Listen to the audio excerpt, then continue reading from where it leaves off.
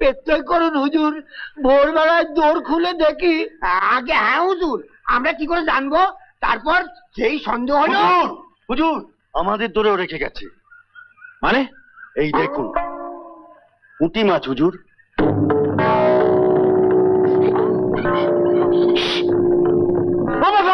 ভাববেন না হুজুর, খুঁজে আমি বার করবই। আপনি একটু বসুন। ওরে পাখা নিয়ে আয়, বাতাস কর। প্রমোদ, যে করে হোক ওই হারামজাদাকে আমার চাই। ওর লাশ আমি পুঁতে ফেলবো মাটিতে। কেটে বল, কেটে বল, তোর আমি আসছি।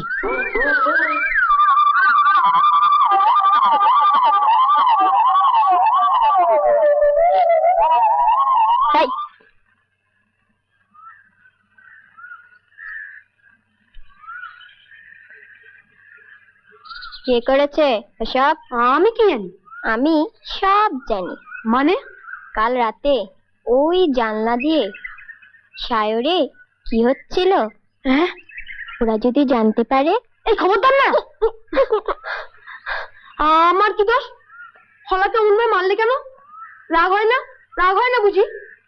আর মার কি হয়েছে জানো? কি? সেই দেখে কেঁদে কেঁদে আবার জ্বর এসছে। সে কি? 104। আমি নতুন ওষুধ পাঠিয়ে দিচ্ছি, কাল সকালে এসে দেখেও যাব। ফের হয়েছে, ছাগল দিয়ে ধান মারাবার চেষ্টা।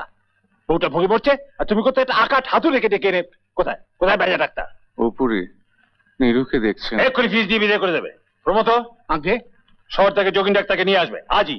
জি আর একটা দিন সময় দেবেন, তারপর না হয়। কিন্তু দাদাজি, অন্তত সন্ধে পর্যন্ত এই ওষুধই কাজ দেবে, আমি বলছি।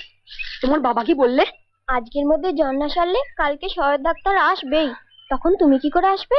দাদার ওষুধে কাজ না হলে অন্যের ওষুধে কাজ করা হবে। তাহলে আমার মার অসুখ সারবে কি করে?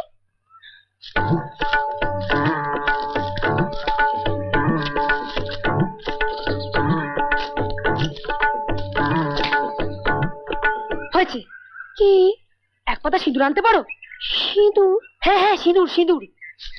শ্যামারূপার ঘরে মন্দির আছে, সন্ন্যাসী ঠাকুর মন্ত্র পড়ে দিলেই ব্যাস সব ভালো হয়ে যাবে। সত্যি? তবে আজ গিয়ে পুজো দেবো, দেখি কেমন না সারে। আচ্ছা সিঁদুর? হ্যাঁ, আমিও যাব তাহলে। কোথায়? ওই যে মন্দির বললে। খেপেছো? সে কি এইখানে? নৌকা ঠেঙিয়ে 2 কোষ, তারপর আবার জঙ্গল ভাঙতে হবে। তা হোক। আরে সাপ, খোপ, বড় বড় গোখরো, চিতেবাঘ বেরোলে তো কথাই নেই। তবে তুমি যাচ্ছ যে? বাহ, আমি হলাম গিয়ে পুরুষ মানুষ।